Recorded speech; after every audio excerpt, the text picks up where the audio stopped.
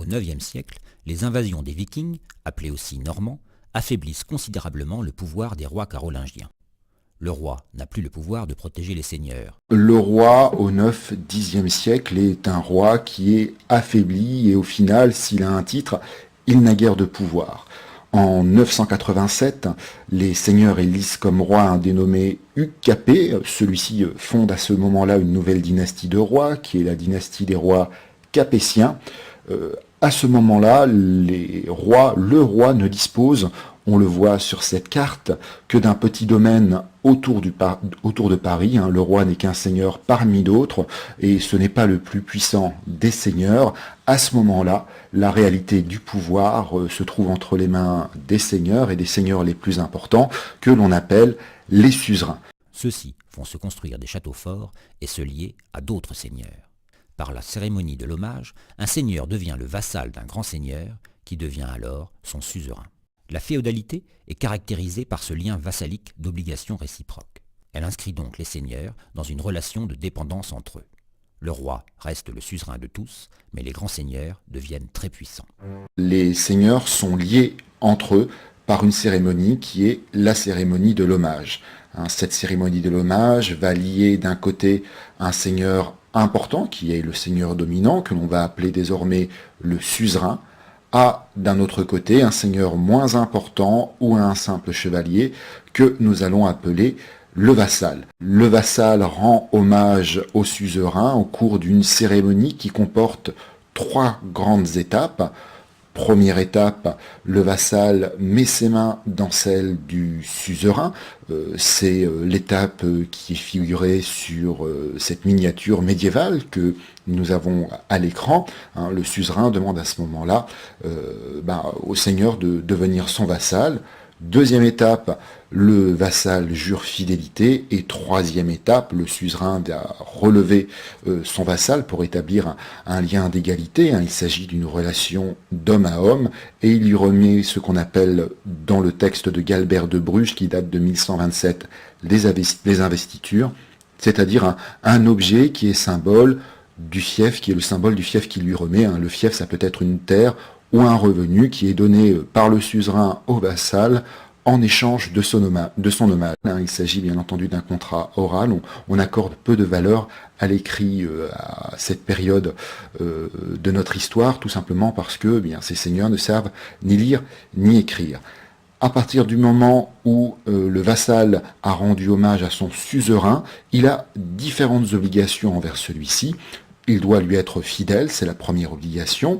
Il doit ensuite conseiller son suzerain lorsque le suzerain lui demande conseil ou lorsqu'il a des décisions importantes à prendre. Et troisièmement, il doit l'aider financièrement lorsque c'est nécessaire, payer une rançon, contribuer à financer le mariage et la constitution de la dot de la fille du suzerain, et puis partir en guerre, bien entendu. Il s'agit cette fois-ci d'une aide militaire.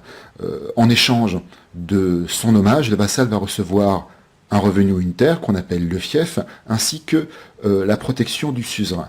Mais si le vassal ne respecte pas ses engagements, il devient un félon, et le suzerain peut lui confisquer son fief. À partir du IXe siècle, les seigneurs sont liés entre eux, et nous en arrivons à la définition du terme féodalité. La féodalité, c'est tout simplement le système politique dans lequel le pouvoir est détenu par les seigneurs, et par des seigneurs qui ont le titre de suzerain. Ces seigneurs sont liés à d'autres seigneurs moins importants, les vassaux qui leur ont rendu hommage.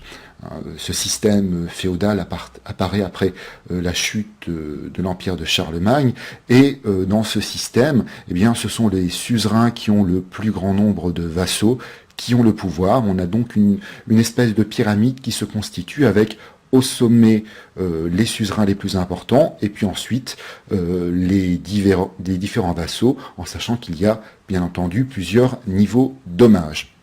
Les chevaliers sont des fils de seigneurs qui consacrent leur vie au combat. Ils se mettent au service d'un seigneur pour quelque temps ou pour toute la vie. Ils sont envoyés vers l'âge de 12 ans chez un autre chevalier afin qu'ils y apprennent les règles de la chevalerie. Ils apprennent le métier des armes en assistant le chevalier de différentes façons, entre autres en s'occupant de ses chevaux et de son armure. On appelle ces jeunes gens des écuyers. Ils apprennent aussi à monter, à se battre à cheval et à s'occuper des armes. L'adoubement est la cérémonie qui permet à un jeune guerrier de devenir chevalier. À partir du XIIe siècle, l'adoubement s'accompagne souvent d'une cérémonie religieuse qui varie d'une région à l'autre. La veille de l'adoubement, le jeune écuyer passe une partie de la nuit à prier dans la chapelle. Le jour de la cérémonie, il reçoit les armes des mains de son parrain. Un écu, un haubert, un aume, une épée et des éperons. Le chevalier prête serment de mettre son épée au service du droit et de la protection des faibles. Pour limiter leur violence et leur imposer son autorité, l'Église leur fixe progressivement des règles, comme de ne pas attaquer les bâtiments religieux ou de ne pas combattre certains jours. L'Église définit peu à peu les qualités morales du parfait chevalier, l'esprit chevaleresque. Ces qualités sont la prouesse, la capacité de montrer sa force physique, d'accomplir un exploit militaire, la loyauté, l'obligation de ne pas trahir les autres, et la largesse, le mépris des richesses et la générosité. En temps de paix, les chevaliers pratiquent le tournoi, un loisir très prisé de la noblesse de l'époque. Les tournois sont un substitut plus ou moins pacifique de la guerre. On se bat pour la gloire et l'honneur.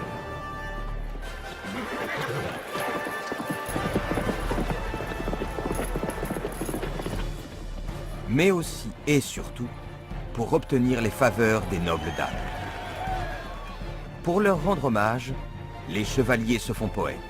Petit à petit, à partir de 987 et de l'élection du Capet, le pouvoir des rois de France va se renforcer. Il va se renforcer de différentes manières. Tout d'abord par extension du domaine royal. Les rois vont agrandir leur domaine qui ne sera plus limité à la région autour de Paris. Deux façons d'étendre le domaine, nous voyons sur la carte. Tout d'abord par la guerre, en soumettant des seigneurs à sa volonté. C'est l'annexion de la Picardie, de la Guyenne, du Languedoc, ou alors par mariage, il s'agit de se marier à une riche héritière, comme pour l'obtention de la Champagne.